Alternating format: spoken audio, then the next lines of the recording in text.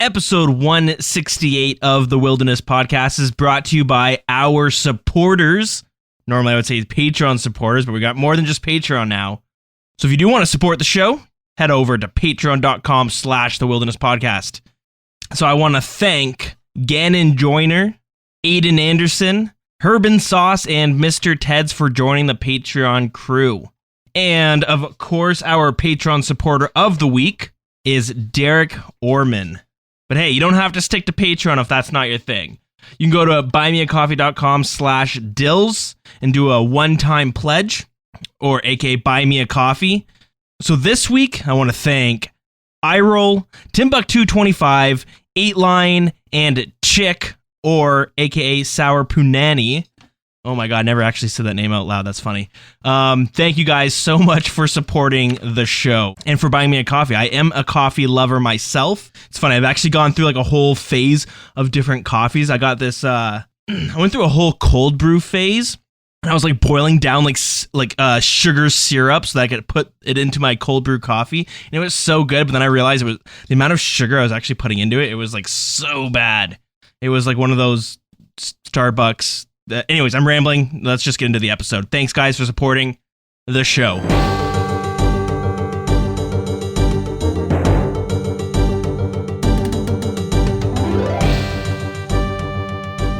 Welcome to episode 168 of the Wilderness Podcast. I'm your host, Dilz, and joining with me today is Heartless. How's it going? Hey, I'm doing well. How are you? I'm doing pretty good. We've had a slow couple of weeks, for at least the past few weeks. But today we actually got an update. Is it a big one? I guess it depends on who you ask. So we're going to be talking about shooting stars. This episode, Jagex seems to have some new merch that might be coming out. A book of some sort. So we're going to dive into that as well. And yeah, that's pretty much it. I saw RuneScape 3 is dealing with some account issues. Not something we're going to talk about too much because I pretty much just said everything right there. There's a bunch of, like 1% of the players are locked out of their accounts right now. That's what I was seeing on the subreddit. Whoa, that sucks. Yeah, and they apparently have this big new boss coming out, or some new big piece of content coming out on Monday, I thought it was. Maybe I'm getting that wrong. I'm not really sure what day is update day for RuneScape 3, but there's been a bunch of pushback from the community saying, how can you release a new boss when so many people are locked out of their accounts? Yeah, so that's what's going on in RuneScape 3. What's going on with Heartless's Iron Man account? the spooned iron, as Magpies likes to call me. Oh boy. So what happened? Let me think. So I missed the last podcast. I was marking report cards. Fun.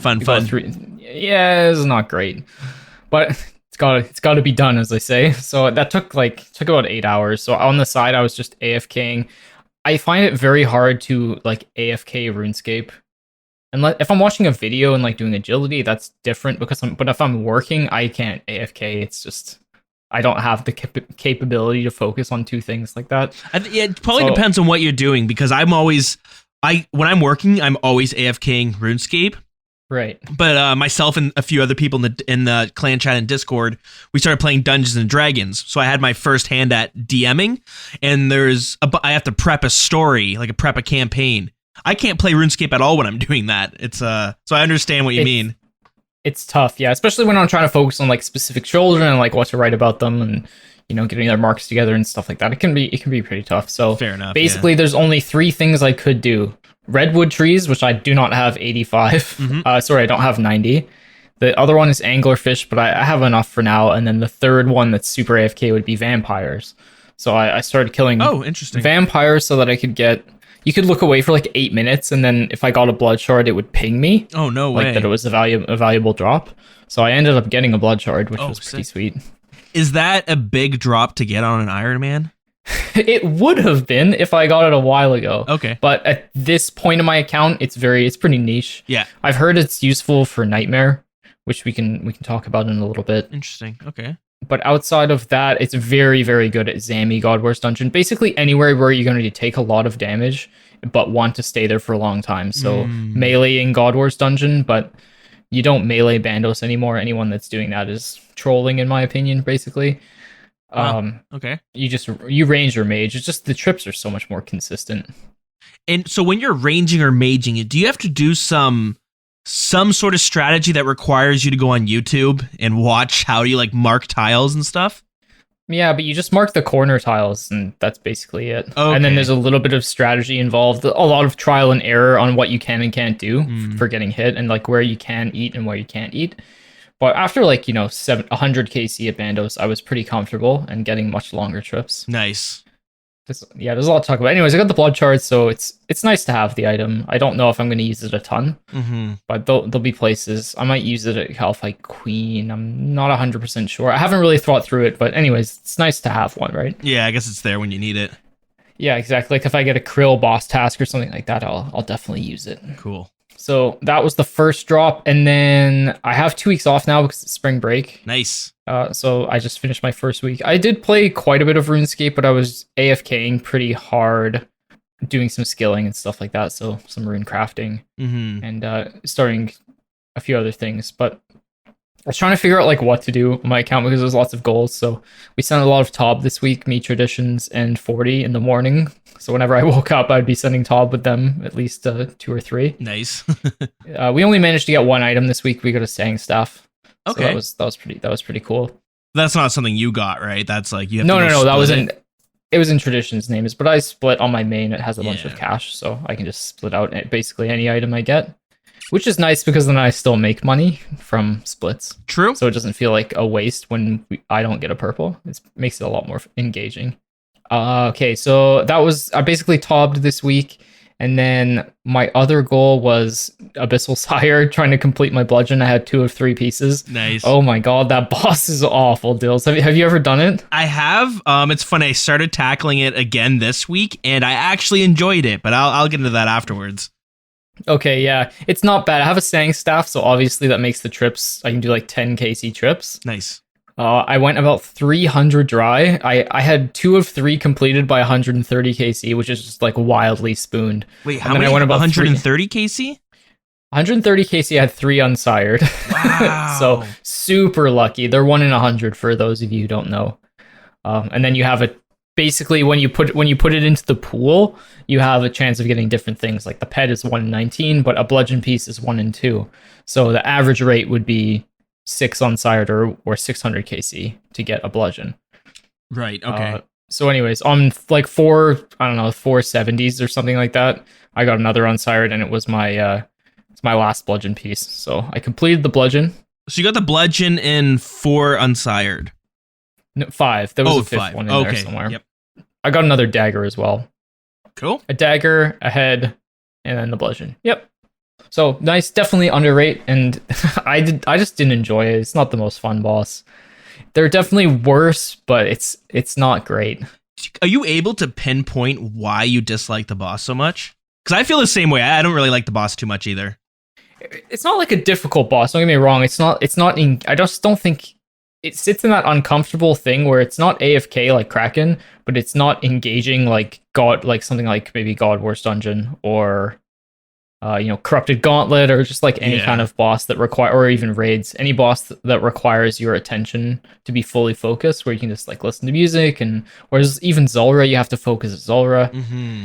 But Sire, you just kind of sit there and you just, click once, click twice to avoid the pools, and that's basically it. Yeah, Unsired is such an interesting boss. So for those of you who might not have ever tried Unsired, I think you need 85 Slayer to attack to actually do the boss. Yeah, it's a big abyssal demon. Yeah, the big abyssal demon. But the problem is that it starts off, there's 3 phases, and in the first phase, you're attacking these like vents. They're like these I don't even know what you want to call them. There's these there's 4 the respiratory system. He's like hooked up to this respiratory system, and you have to kill the 4 vents. But it takes like at least a minute to kill the vents, because you have to shadow barrage him so that his tentacles don't hit you. It's not a very fun. That's like more than half the fight is you breaking down his defenses. And it's easy, and then he comes off his platform, but then you got to wait 15 seconds for him to actually walk off the platform. And then you got to fight him.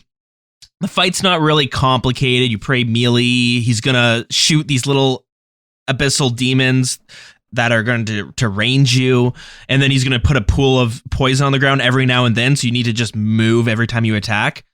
And then you bring it down to like half health. He's going to go into the middle, and then it's kind of the same as before. He's going to actually put poison down after, like he's going to consistently throw down a pool of poison for you to dodge. So you got to attack, move, and then you get him down to like, I don't know. Well, maybe this is when you have to get him down to half health. He teleports you to the middle of the room. You run away. You kill him. You blood barrage. There's a bunch of little abyssal demons now that you can blood barrage to heal yourself. Yeah, but you don't even bother with that though. The strat is to just like nuke him really, really quick. So when he hits 130 health, he'll do 140, he TPs you, and then you just run away. And then he opens up, and then the demons start spawning really quickly. So you just want to blitz him down, and then you heal back up off the vents with a Sang Staff or Blood Barrage after, so you can stay longer. The other option is to go back to your house and hit the pool, but it's a complete waste of time if you're doing that method. If you're a main, unless you want the pet, I would not suggest doing that boss. It's not good money. Yeah, exactly. It's slow. It takes like 10 hours to complete a task. You can do like 18 an hour. It's just not worth it. There are much better things you can do with your time. That's like 2 levels of disappointment too, because in order to get the exciting drop, you need to get what you mentioned. It's called an unsired.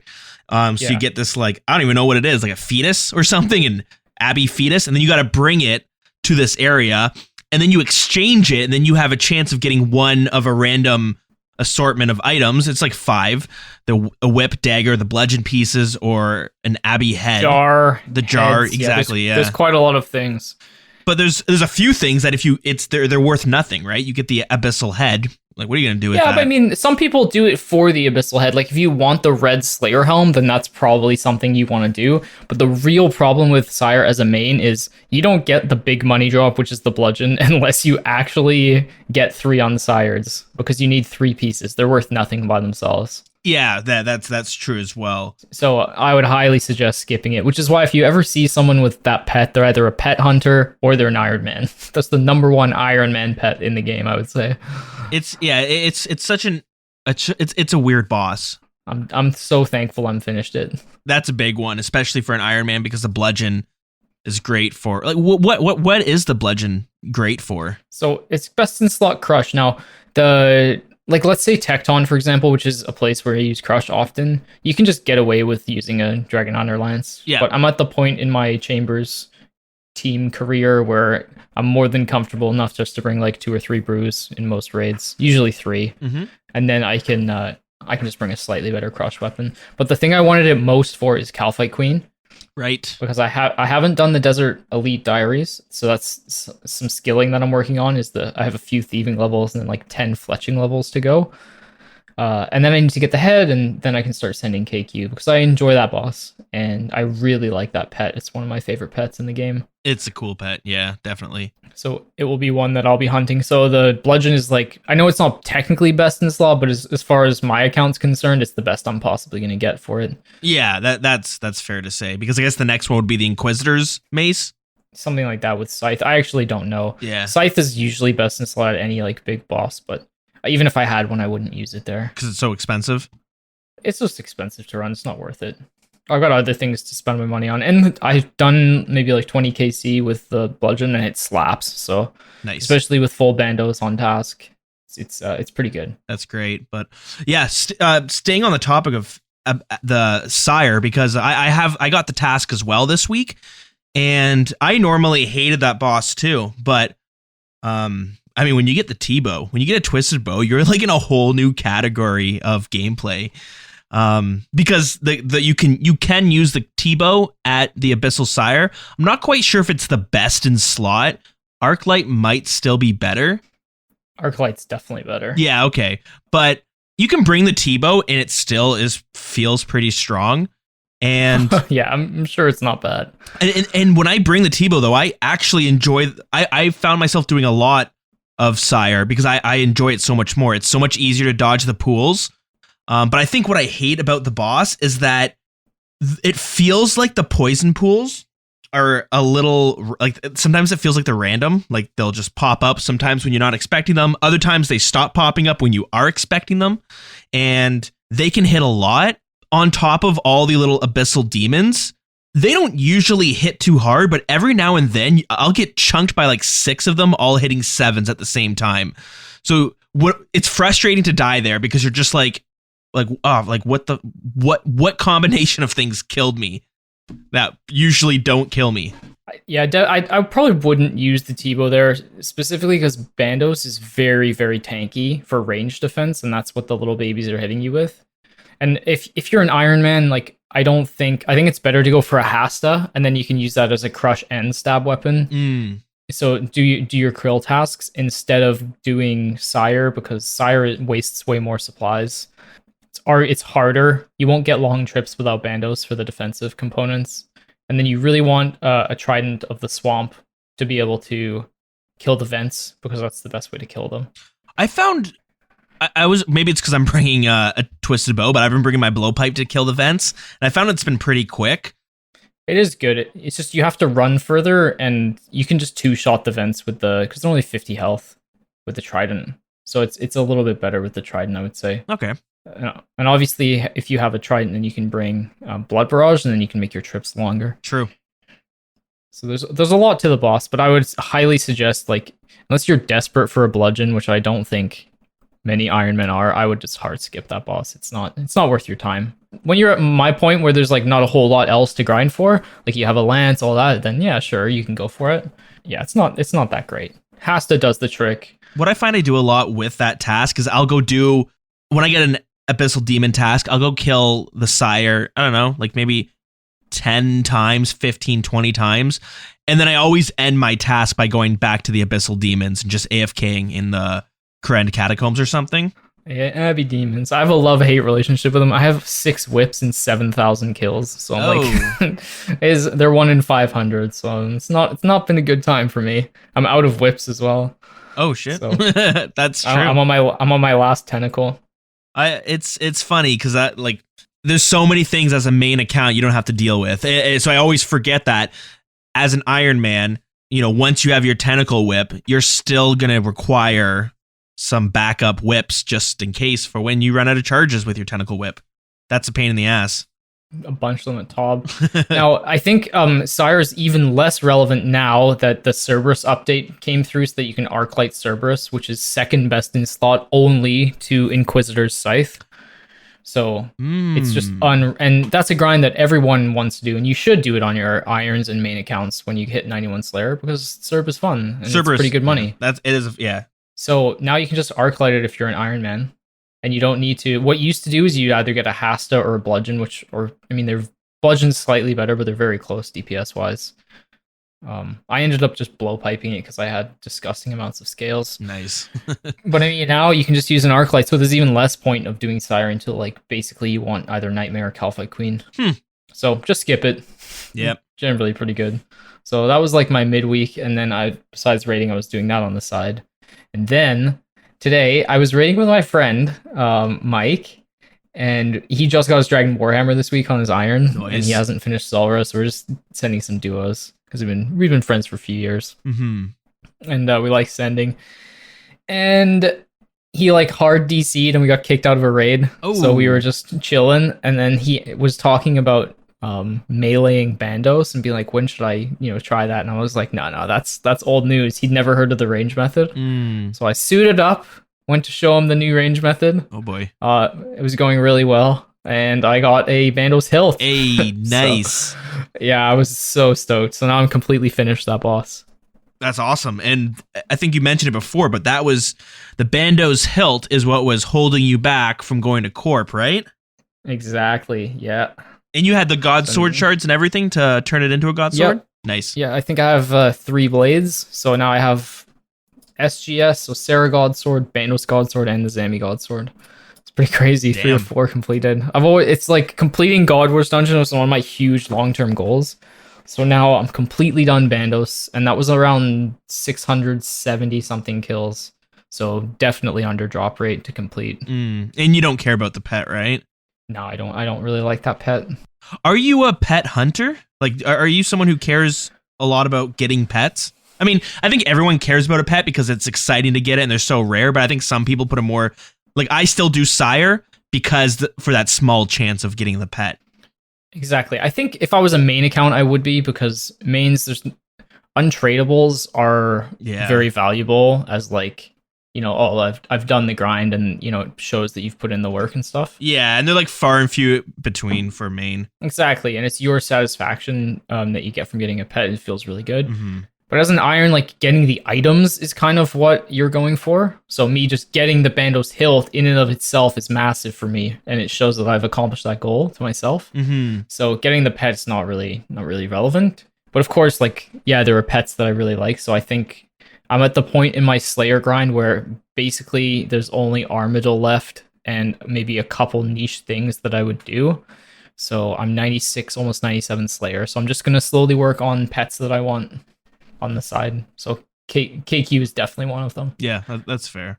And there's some like niche clue scroll items I'm still missing, like Dragon Chain. So it kind of lines up. Oh, true. Yeah, okay. I sent one corp kill when I got the BGS, obviously. I'll have to work on my setup, but I think I'm going to do a bunch. Just see how it goes. I'm not going to grind super hard, but it'll be a nice chill sort of side activity to be able to do on the iron. Yeah, it seems like it'd be a nice option to do if you're like, sometimes I'll be sitting at my computer. I'd had this problem last night, actually. I was sitting at my computer and I was like, I don't really feel like doing Sire. I don't feel like doing wilderness bosses. I don't know what to do. So I feel like Corp would be great for you, like, I'll go do a Corp kill. It'll take 15 minutes and maybe by then I'll have figured out what I want to do after this Corp kill. Exactly. And I was doing Corrupted Gauntlet to fill that void, but Corrupted Gauntlet takes a lot more mental power. Yeah. So I'm getting decent at it. I'm at 20 KC now, just over 20 KC. So I did a few of those this week too. Just at the off chance to get the blade, then I'd never have to get whips again. But that might be another like little side project. But there's lots of things that I have to do and lots of options. So I'm not too worried about it. So yeah, it's nice. 3 items this week, as Magpies would call me a spoon, of course. And I would retaliate with his 33 mil bank. 33 bill bank, It just grows by the week. Then there's me sitting in the back, watch you guys argue about who's got the better account. And then I'm like, well, it's clearly Magpies. I guess different strokes. Yeah, for sure. But yeah, it's been a good week, man. What about you? I haven't seen you on too much. Yes and no. I don't have a whole lot of progress going on. I've been complaining about this thieving grind that I'm slowly kind of tackling. So I got 89 thieving this week. It's something I just do on the side, and I just was AFKing Arty Nights. I really want to learn. Actually, someone from the CC said they would teach me this weekend, but I really want to learn how to set up the Sorcerer's Garden. Oh yeah, I was listening to the pod last week, and you guys were talking about that. It's supposed to be like a fairly AFK. Like if you want an AFK method for thieving, this is the one to do. It just takes some setup, and it's kind of confusing. So you need somebody to break down. Is it really better than just foot pedaling Arty Nights? Well, the good thing is that it's like kind of it's more AFK, because my problem with the Arty Nights thing is like it's not fully AFK because I can't be working on the side while I do it. And that's what I would love to be able to do, is like some slower method of training thieving, but it's like the skill's so boring that it'd be nice to be able to train it while I'm doing, I don't know, Dungeons and Dragons on the side, or...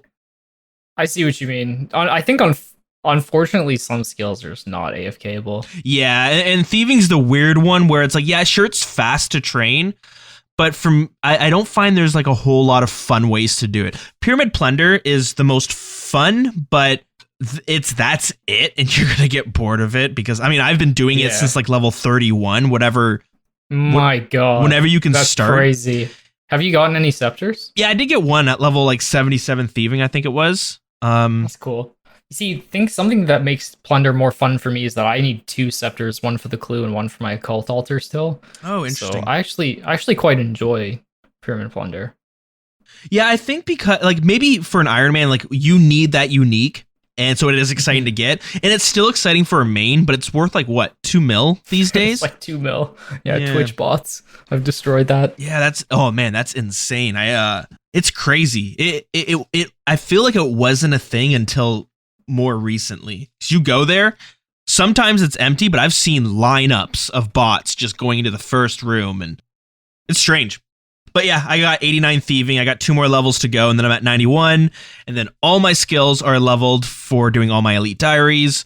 I just need to get the Calphite Queen head. And then I got to do Barbarian Assault for my level 5s. Those are the 2 other grinds I have to do, but that's fine. It's not skilling related. And I'm at 94 rune crafting, which is what I do during the day when I'm at work or something. I'll slowly train there. The experience is slow because I can't focus fully on it. Obviously, I just do it. I just click whenever I have a second. But I should be level 95 this week, so getting close. Well, sort of. I should be. Hey, you're getting there though. It's blood runes aren't so bad, hey? No, I actually don't mind it, and I think I'm gonna be able to AFK this one all the way to 99. But if I were to realistically come up with a date that I think I would be 99, I am going to say 2022. Close. I was going to say December of this year, 2021. Wow. Are you looking to max your account? I don't know. I actually What's your total level? It's 2,167. So I'm 110 levels shy of maxing. Are you halfway there even for like hours played? Oh, I don't. That's what I'm wondering. Have you done mining? I'm at 90 mining. That's not bad. What's your agility? 86. Yeah, there it is. Yeah, that's the tough mining, one. agility, rune crafting are the big three. The big three amigos that you see many people struggling with. See, I don't think the barrier for me isn't like how fast to train a skill. I don't think, 'cause I don't mind if it's going to take me a while to do it. It's how fun is the skill to do. And that's where I'm struggling with thieving, because if I wanted to, I could get 91 thieving this weekend easily because the experience rates are pretty good. Right. I just get so bored and I spend like half an hour there and I'm instantly looking for that next thing to do.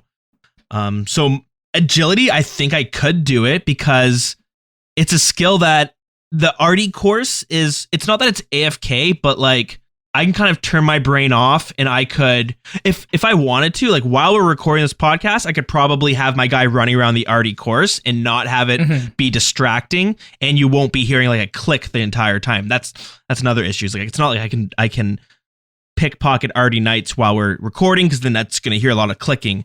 So what I usually do is when I'm playing D&D, I click while I'm waiting for my turn to come up. So my problem with the maxing part is some skills just kind of suck to train. And really, it's thieving, herblore maybe. I don't know. Herblore is not too bad. Maybe smithing. It's kind of AFK though. If you have a lot, usually maxing with a lot of money is a lot easier. Yeah, because you can just do the best methods. You can do mahogany tables for construction. You can do air battle staffs for crafting. You can do addy darts, whatever, for fletching. You can just blitz through a bunch of skills. But then it always comes down to agility. Mining, fishing for some people, and just the slow skills. Yeah, mining, I don't know if I'll have a problem with that one because I don't mind doing motherload mine. I was able to get from 85 to 90 while I was working. I think it took me a month. Construction, I'm a little bit worried about, even though it's so quick. So yeah, I could wait till I have a lot of money to do it, but it's not the most fun. That's the play for sure. Yeah. Now you're like Tebow and raiding and stuff. Like if you get another Tebow split, for example, and you get another 300 mil, you could just do all your Bibles with that, right? Yeah, just put like 50, 60 mil into construction, 40 mil into crafting, and just blitz through a bunch. I think 40 in our CC. A lot of the boys that have been doing Tob for a long time are getting very, very, very wealthy, like pushing 3 bill banks. And some of them don't even have 2K total yet. I'm not going to mention names. You know who you are. You know who you are. But they can like just easily take 40 mil and like blitz out a skill now that they have so much money, because it's worth their time to go as quick as they possibly can on the skill so that they can just go back to doing what they like raiding. It's fair. Yeah, but raiding. It depends what you It depends what you enjoy in the game. Yeah. That's what it comes down to. And that's like what I say for Iron Man too. Like, have I played my account the most efficiently as possible? Absolutely not. But have I enjoyed most of the things that I've done? Yes.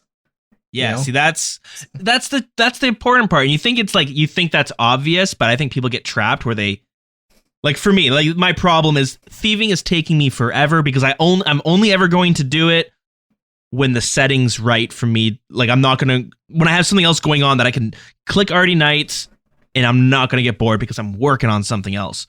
So I have no desire to max, but I might max one day just because I like to see numbers go up. So I'm always AFKing a skill that I need to AFK. That's true. But I'm in no rush for it. I respect that. Like I really want to get 99 crafting. I'm just shy of 95 right now, and most of that has been passive XP.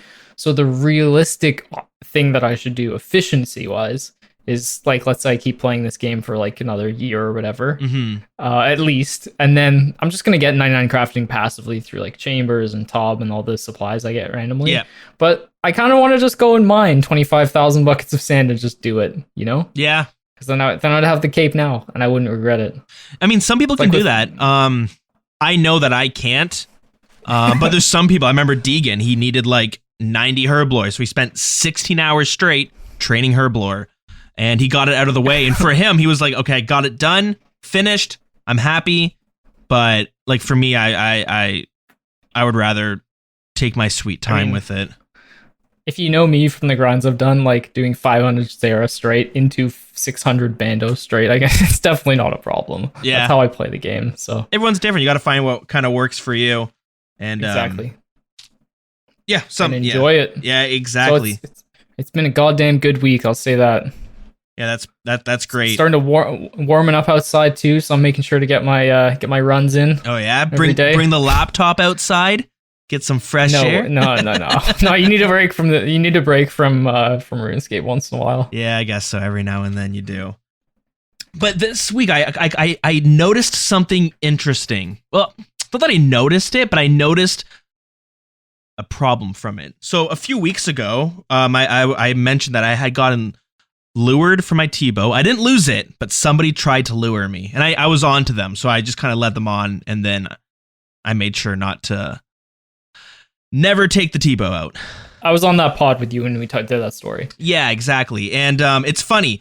I later then saw a YouTube video where somebody was doing like an expose on these lurers, and the guy like one of the lurers he kept pointing out was the same dude who was trying to lure me. So I posted that in the Discord, and then I was at the Grand Exchange, and this guy comes up to me and he starts talking to me like we're friends, and I always keep my private chat on, so sometimes I get people who message me saying, "Hey, enjoy the podcast," and then we chat a bit and stuff like that. So it's not always like whenever somebody comes up to me, I kind of assume that maybe he listens to the podcast or something. But yeah, the amount of times someone's come up to me and said, "Hey, Dilz, I listen to the podcast," and I see them in game, like they're not private messaging me. It's only happened actually twice, and I always get super excited when that happens because I'm like, "Oh shit, this is crazy." For some reason, Deegan, it would happen to him all the time, and I was always like super jealous, but I've had it happen twice. And this guy comes up to me and starts talking to me, and I assume he might be from the podcast, but I kind of got these like, I wasn't too sure, but there was somebody else in the clan chat who was at the GE with me, and they were just AFKing and I was AFKing. So this person was like, "Oh, you should join the clan chat and you should, come hang out." And the guy was like, "What clan chat?" And he says, "Wild CC." And then he never joins the clan chat, but he adds me in game. And then every now and then he'll just be like, "Hey, how are you doing? How's the drops coming?" and stuff like that. I suddenly, now that I have the T-bow, I'm like, is this guy, does he listen to the podcast, or is he trying to like pretend to be my friend so that one day he's going to try to like, I think you might have mentioned it, where they befriend you for weeks and then they try to get you to do something silly with your T-bow, right? Oh yeah, it could be weeks, and I've heard of it going on for like months, where you've been split out, a few hundred mil by these people, and then they call you in a panic to come to this place to like do an anti-scam, and then bang, lose your bank. Yeah, exactly. So anyways, first off, if you're listening and this sounds like, this is me, I apologize in advance. But it was like, it's just like byproduct to the T-bow lurers, where suddenly, if it's not super obvious this guy listens to the podcast, I'm going to be like, oh, especially at the G. Yeah, exactly. Because immediately afterwards, the guy who tried to lure me that one time showed up. He's a level 3 account. His name was Jagex Military, and he messages me and he's like, "Hey, do you want to be in my YouTube video?" Like, and this is all happening in the same hour or so. And I was like, "Are you kidding me, dude? Like, you just tried to lure me like 2 weeks ago." And then two guys messaged me as well. They're like, "Hey, don't listen to him. He's going to scam you. Here's how you anti-scam him." And I'm like, man, do you not like, how many people are you trying to lure that you don't even remember you tried to lure me? Or maybe you don't care. Maybe you don't care. I don't even know. God, they can be vicious. And I didn't realize that I would suddenly start having trust issues when I bump into someone in the Grand Exchange. So that's one issue I have noticed from the Tebow. So I just want to bring that up and issue an apology. Well, you got your Tebow fame just like you wanted. Now you know how Deegan felt about it. It's a double-edged sword, I suppose. It was, yeah, I guess once you get used to it, it's less fun. Oh, and the only other thing I wanted to mention that I've been up to this week is last night when I was sitting at my computer, not really sure what I wanted to do. I didn't want to kill any bosses. I didn't feel like doing any clue scrolls. But on my goal list, I have a bunch of untradeable items that I want to get for no reason in particular, but just to get them. And on that list is the Shades of Morton prayer robes. Oh yeah, that's cool. Yeah, and I was like, you know what? I'm gonna go try it out. I'm gonna go do it. Let's see how it works. And I mean, a main's experience doing it is gonna be much different than an Iron Man's experience, because I can go to the Grand Exchange. I can buy the pyre logs you need. I can buy the shade remains you need, and I'm good to go. You know? Yeah, good chance I never get those robes. So I'd like to hear how it goes for you. Well, so I did 200. So the way it works is you need to have pyre logs, you need to have shade remains. There's like 5 tiers of shades, but I think it's called Urium. They're the highest tier. So you can buy them off the GE for 5k each, or you have to go kill them yourself. It's a little bit trickier when that happens, but yeah, whatever. Then you go to the Shades of Morton. You find these like little, they're like kind of like empty altars you can put stuff on. So you can put the pyre logs, you put the shade remains, you set it on fire. It's like 150k fire making experience an hour. It's like 100k prayer experience an hour, I think it was. So it's like not the worst. Not bad. Yeah, it's not the worst. And then you have a chance of getting some keys. Then when you get the keys, you go into this underground area, the Shades of Morton catacombs. You go to the chest, open the chest up for some rewards, and you have your chance at getting the unique. So I did 200 of the shade remains. I was able to get the coffin. So there's an equipable coffin you can get, and then there's 4 pieces to the prayer gear, and I got 2 of them. So that was with 200 of the remains. It costs about 7k per shade remain you use, and I'm looking at my what do they call, on Runelight? You can track like the rewards you get from different drops, like different monsters you kill, and doing the opening up the chests also gets logged in that log, I guess if you want to call it, whatever you want to call it. But it seems like I'm kind of breaking even. That's good. If you want the robes, then that's cool. Yeah, so it's not bad, and you get some good experience there. Not great experience, but it's experience on the side. So that's been kind of fun. Might do. It's something I'm going to do when I don't feel like doing anything else. Sweet. It's nice to have those side goals. Yeah, exactly. It's something to change things up every now and then. But yeah, with that being said, it's basically my week right there. We can hop right into the news. What do you say? Let's do it. So it's been kind of a quiet week, but I mean, the like 2 previous weeks before this one was a lot more quiet, so this was nice. So we got an update called The Shooting Stars. This is kind of like an alternative. It's like a new way to train mining. It's a new activity. This came from RuneScape in like 2009 or 2008. So it's not brand new content. It's already in RuneScape 3, but they kind of tweaked it to make it more fitting for old school RuneScape. So right off the bat, I will say I was pleasant. I enjoyed this activity way more than I expected to. I haven't done it, so I don't have a lot to say. Just have what I've heard from friends. Yeah, it's there are some points that I'm not too happy with, but we'll get into that in a second. So what the Shooting Stars is in every world, every 2 hours, somewhere on the map, a shooting star is going to land. There's kind of pre-planned spots where the shooting star is going to land. But what you can do is you can go to your player-owned house or somebody else's, look through a telescope. There's 3 tiers of telescopes that will give you a range of time for when this shooting star is going to land. So they have Oak, which will give you a window of 24 minutes. so it's not super accurate. Teak will give you 9 minutes, which is a little bit better, but still, if you're hunting these, that's like 7 minutes you could be wasting running around waiting for this thing to drop, not knowing if it's already dropped. Finally, there's a mahogany telescope, which gives you a 2-minute window, which is perfect. So that's the one you should be using. You look through your telescope, it'll say, hey, this shooting star is going to land on Lunar Isle, or the Fremnik lands or Lunar Isle within the next 8 to 10 minutes. So you know, in 8 minutes, you better start running around trying to find where it's dropped. It might not have dropped, but there's like 5 locations in the Fremnik lands and Lunar Isle it could drop. So you're going to want to bounce between them so that you can see it as soon as it drops. How many of them have you done so far? I've done a bunch. What's the experience like for the time investment? So here's one of the negatives that I found. It's the experience sucks. It's like 20K to 25K an hour. Okay, that's bad. Yeah, because you're not going to be constantly mining this. You're going to mine it, it's going to deplete and disappear, and you'll have to go find the next one. And at least... Okay, a lot of scouting involved, There's a lot of scouting, and the more people that are at the rock, the faster it depletes. So the way it works is when you mine the shooting star, once it's landed, you mine it, and you start collecting stardust. That's the only thing you get from mining it, and then the stardust can be exchanged for different rewards. Right, so you're doing it for the rewards, really. Yeah, exactly. You're doing it for the rewards, not so much the experience. But every shooting star will give, I'm not sure the exact number, but let's say it's like, it'll give 1,000 stardust.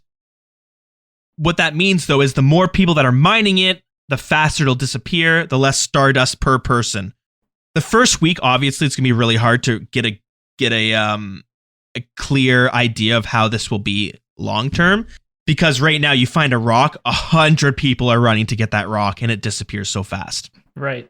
Weez was telling me there was like, it's kind of a shit show.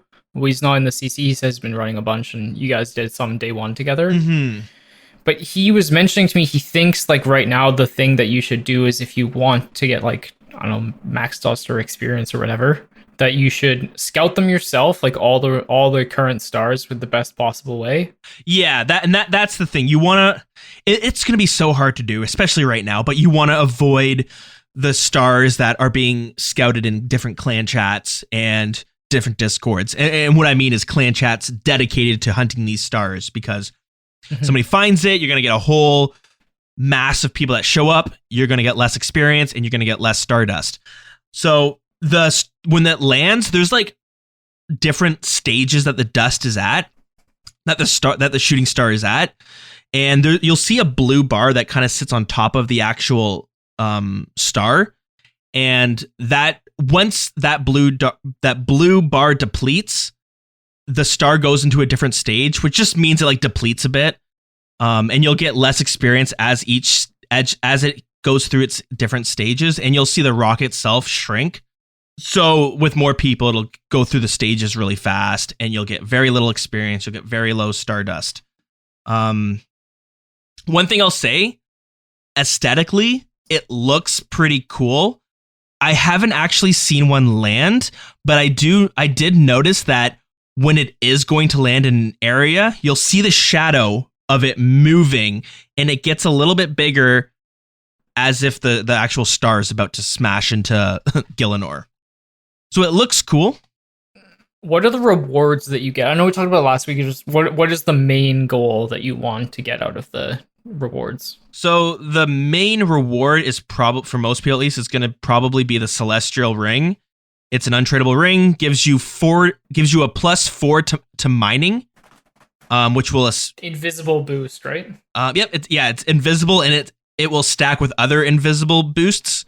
So I'm not sure if you get one in like the mining guild and stuff, but I know you do. You get a +3, I think, in the mining guild. Okay, cool. So yeah, this will stack. You'll get a +7 in total, which just means you'll mine things quicker. So that's gonna be the main reward. Sorry, what else it'll do? You can charge it with Stardust up to a maximum of 10,000 charges. And then when it is charged, you'll have a 10% chance of getting an extra ore when you are mining. And this ore will also give you the the experience that would have normally come from it. So you'll essentially get Cool. double experience every 10% of the time. Does that stack with the Varrock armor as well? I don't know, actually. Because it'd be pretty cool if it did. Yeah, I'm not too sure. So an issue that some people had was with the the crystal pickaxe. It requires charges from the elven crystals, but you can get a ring. I think what's it called? The elven signet, I think it's called.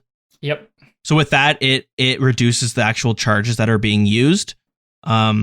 So when they first pitched it, people didn't like the idea of having to choose between the celestial ring now and having to choose between the elven signet. So they do give you the option to combine the two. This will require an extra 100 crystal shards and an extra 1,000 stardust. Only useful if you have a crystal pick, right? Yeah, it's only useful for that. But yeah, so you have that option. The other reward you can get from this is this. It's called a star fragment. So you can purchase the star fragment for 3,000 stardust. And what you can do with this is you can recolor your prospector pieces, and it gives it a gold trim. So in total, it'll cost you. That's cool. Yeah, it's something. It'll give you. It'll cost you 12,000 stardust total in order to get the full set of golden prospectors. Amen. If there's anything I know about RuneScape players, it's that we love niche cosmetic upgrades to good things.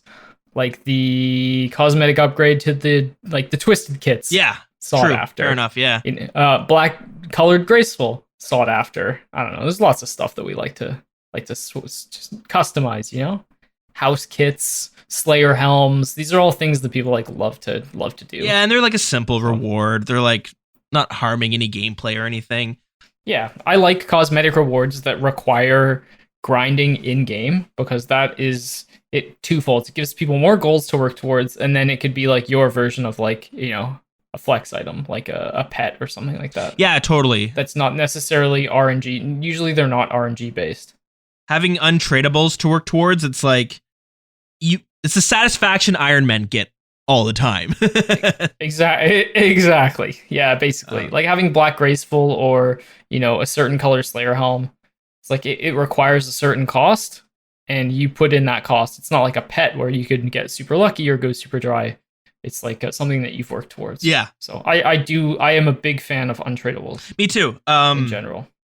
Cosmetic untradables anyway. Yeah, and they're great grinds to work towards, and it's you don't have to worry about the money grind where I need to grind out Vorkath for 100 hours so that I can buy it. No, you have to go spark at the mutagens are probably the biggest example of it. If you have a mutagen, huge flex at Tob or something like that. But also, I know someone who's gotten them both under 500 KC, and then I know someone with 10,000 KC that has 0.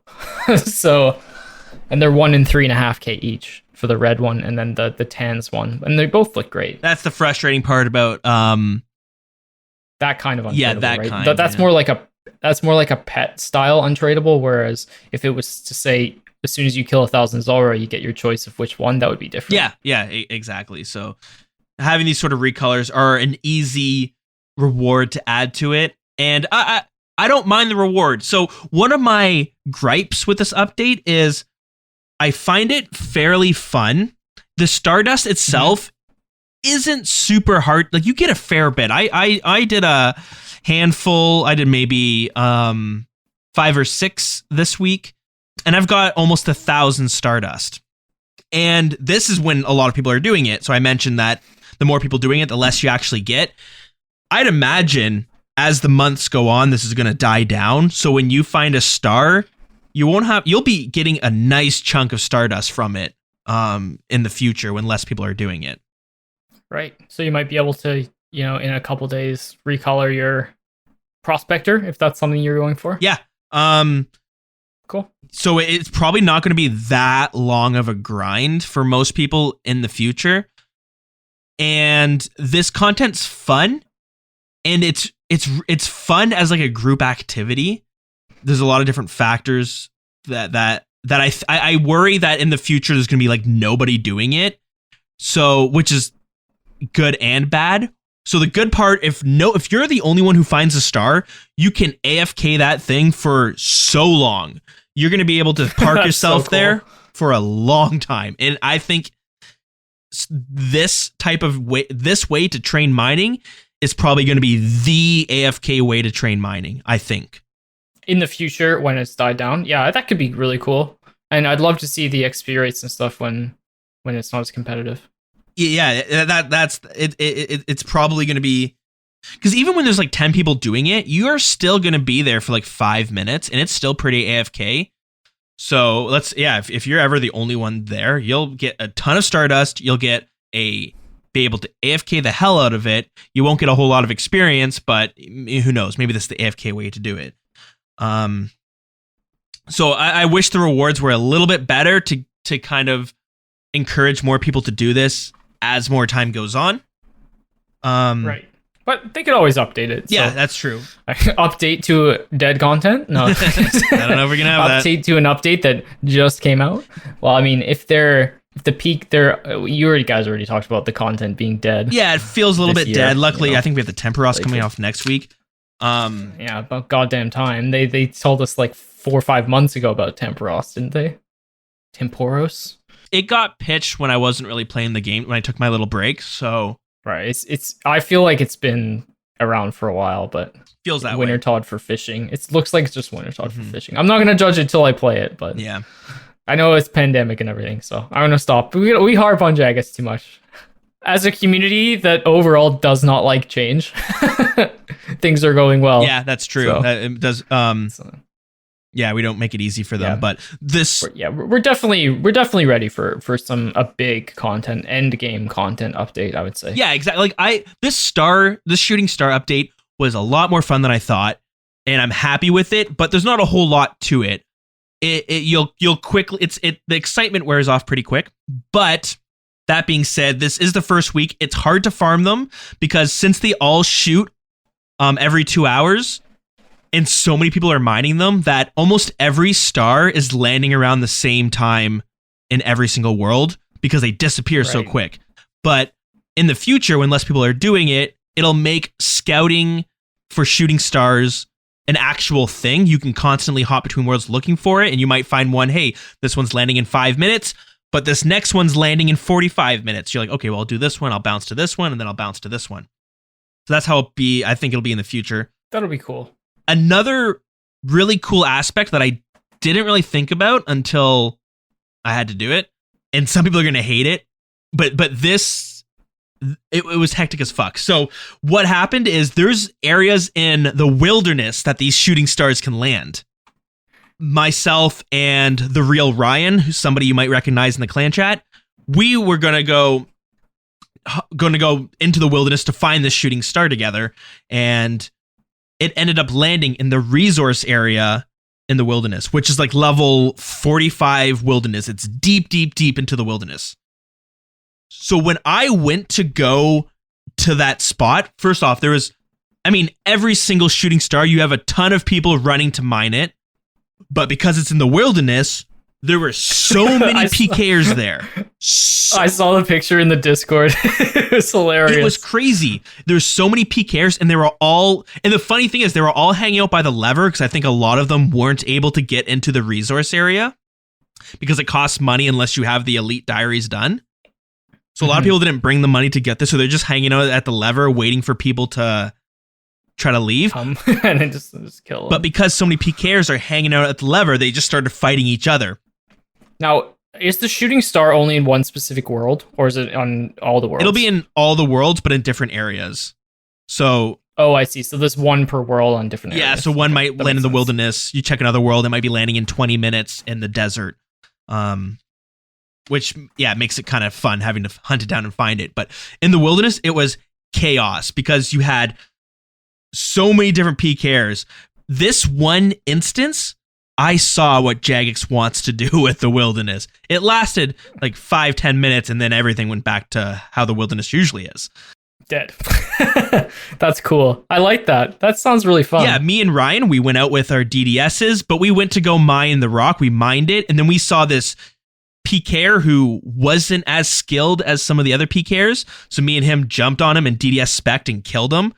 We got like Nice. 300k, and then we went to the lever.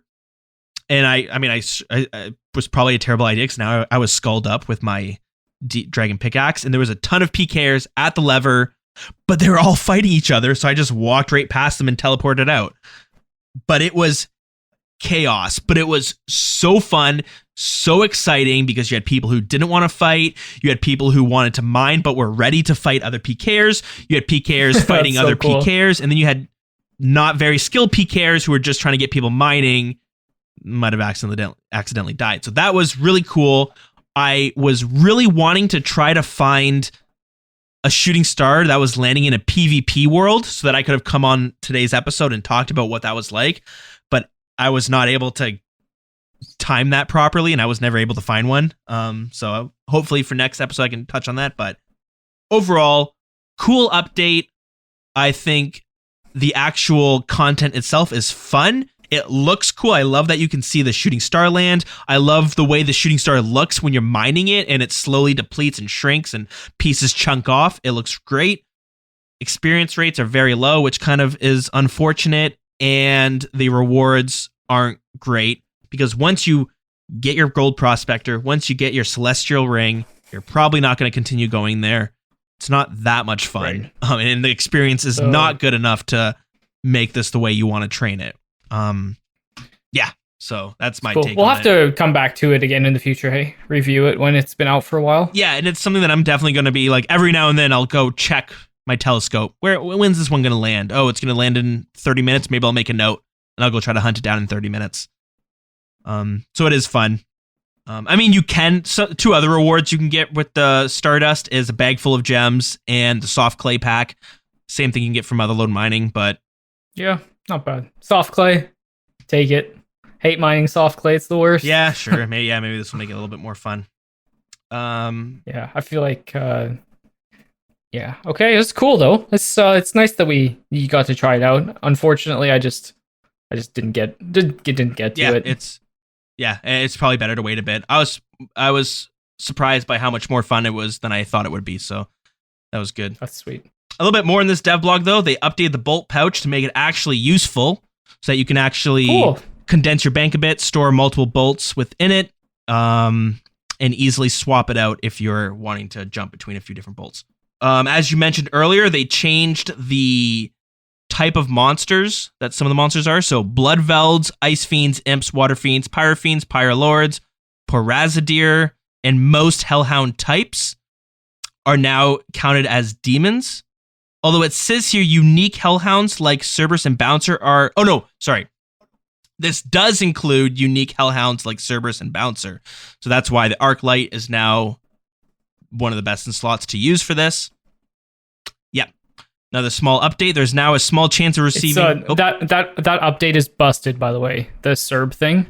Like, if you don't have a scythe, just use an Arclight. It's so disgusting there. Yeah, that is good to know. And the reason they're doing this is because they have a new spell book, some new spells coming out to the Arceus spell book, which I actually didn't even realize until this week, but it looks really cool. And included in that are some spells that are specific to demon type monsters. So that's why they're updating them in this dev blog. There is now a small chance of receiving birds' eggs nests when emptying a full birdhouse. Not sure why that wasn't the case beforehand, but whatever.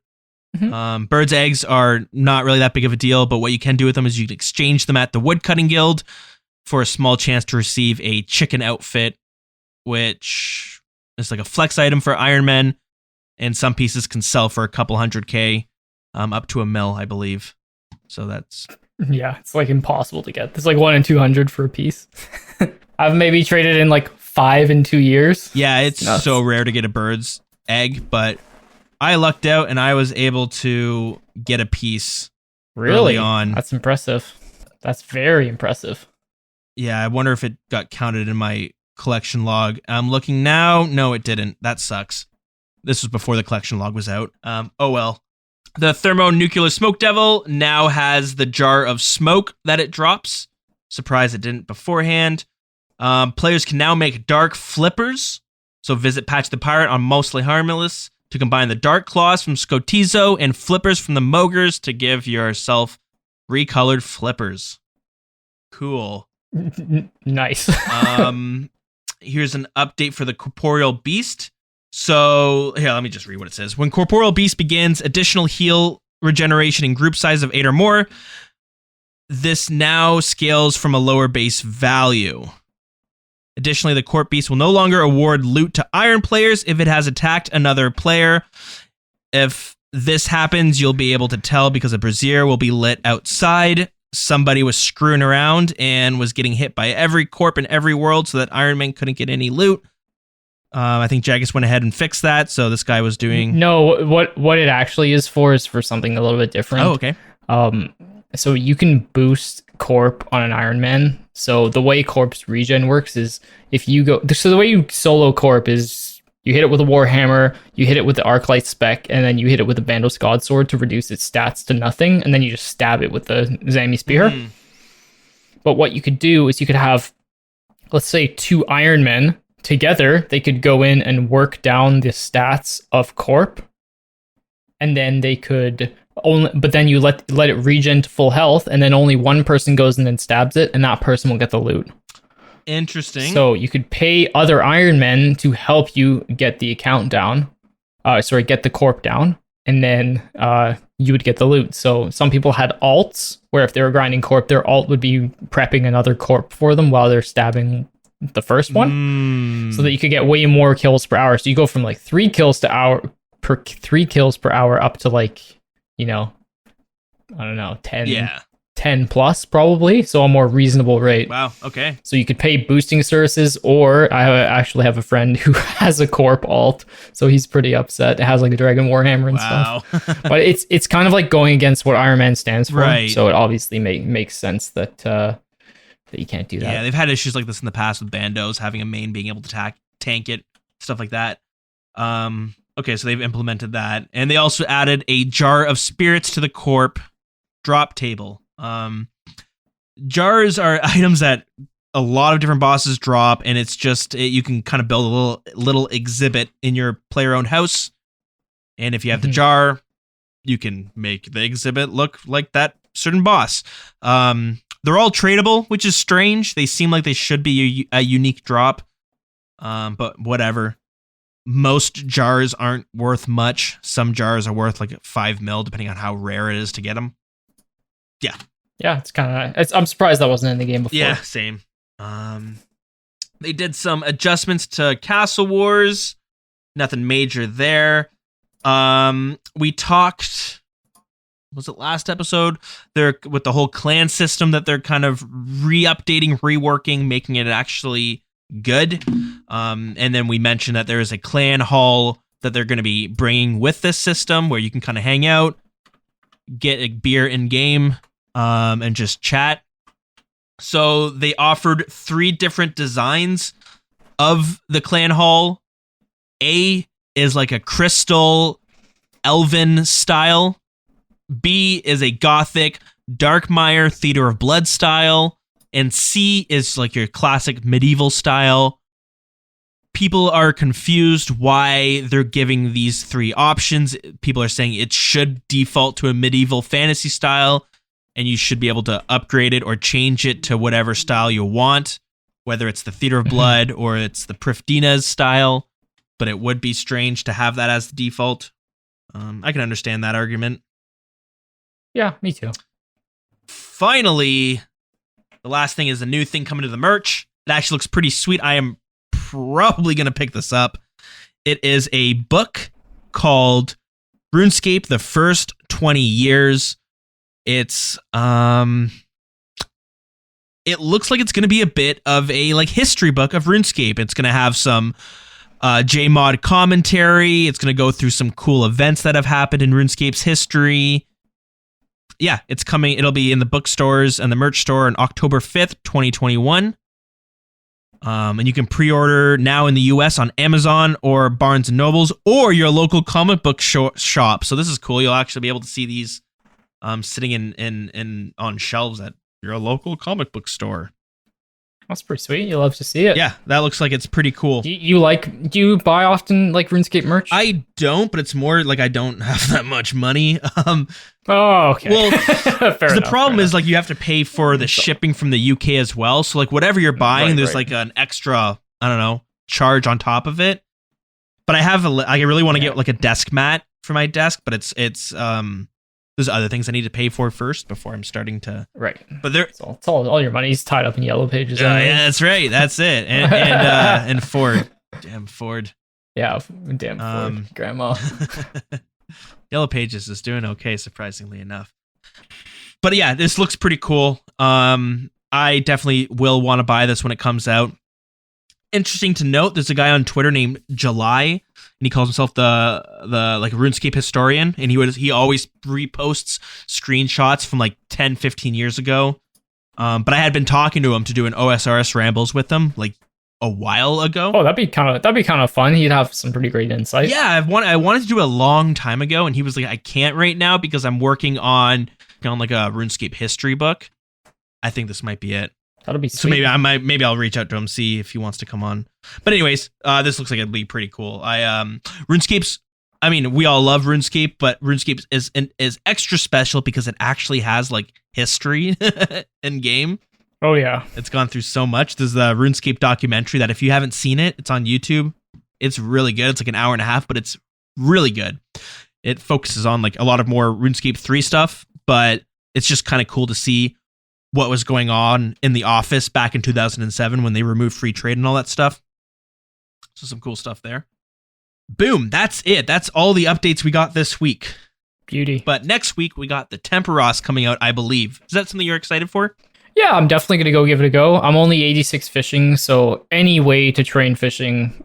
I don't mind Barbarian, but that's, that's about it. It's not my favorite skill. It's kind of very passive, so hopefully the Temperos is pretty fun. I'm thinking about, there's a bunch of like neat rewards that might be kind of useful for fishing stuff like carom ones and whatever, so I definitely go check it out and see how fun it is. If it's anything like Wintertodt, then I probably won't mind it. Yeah, that's Wintertodt. The best part about Wintertodt is cracking the crates. I think it's really fun. Yeah. And the XP, of course, getting up to like 300k an hour is just wild. Yeah, that's awesome too. It's so funny. When I was doing the Shades of Morton last night, I was like just doing it late at night watching TV, and I was like, man, like us RuneScapers, we love loot crates. We love opening up chests. We love a loot. We love a loot crate. We love a chest with a purple tint on it for sure. Yeah, it's exciting. So, I'm hoping. Did the Tome of Water pass or no? I think so, but I think it had to get adjusted because they wanted to add some things to do with like ancient magics.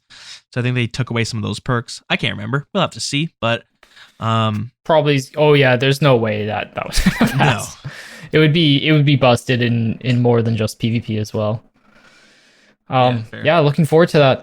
Should be fun. I'm excited for that one. I don't think it'll exactly scratch the PVM itch that we've kind of been talking. That's been the theme for the past few episodes, but I think it'll be a Wintertodt plus. Like they're gonna take what worked in Wintertodt and they're gonna make it better for this one. That's what I think. Should be fun. Good. So they're gonna turn the public chat off for us when we get there. Yeah. Make that a reward. That's so funny. Yeah. Oh boy. But yeah, that's about it. Which means let's slide on to the ending of this show. Sort of we'll close up. Let's do it. What do they call it? They call it housekeeping. Housekeeping. That's right. All right. So let's head over to the Grand Exchange and we can talk about how you can support the show if you want to. We say every episode is brought to you by our supporters, and honestly, I truly mean that when I say that. It costs some money to run this show. When I first started the show, I had a job where I was making more money. I'm not making this. I'm making considerably less money than I was before.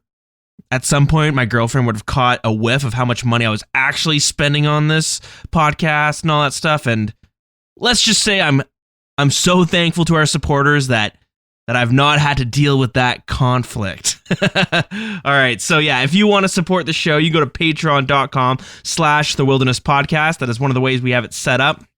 every now and then I'll dribble out a little bit of bonus content, or some early access content. There's some blooper reels on there if you want to go listen to them. There's definitely not as much on there as I would like, but who knows? Maybe hopefully one day in the future we can change that. So that's patreon.com/The Wilderness Podcast. So we had 4 new supporters. Supporters sounds better. We had 4 new supporters jump on board this week. So thank you to Gannon Joyner, Aiden Anderson, Herb Sauce, and Mr. Ted. Thank you so much for joining the Patreon crew. If you guys need your Patreon badge in the game, or if you need your roles in Discord, let me know. I'll sort that out for you. But let's focus in on our supporter of the week. So our supporter of the week is Derek Orman. I want to thank you specifically so much for supporting the show. And again, thanks to everyone who supports the show. You guys rock. You guys allow me to do this podcast with no financial stress, which is honestly, when I started I started Patreon like in 2018 when I was going to college. I had to quit my full-time job in construction. I was a little bit worried that I would have to do some cuts in my monthly spending. And the podcast is just one of the several subscriptions I guess I sort of have. And to know that you guys have really got my back on that one, god damn, it means a lot to me. So you guys are awesome, and it's amazing. I'm so happy that I can continue doing the show without having to worry about, oh, I gotta make just no worry. So thank you so much. But Patreon's not your thing. Totally understand. Some of us have too many subscriptions as it is, and it's a pain in the ass keeping track of everything.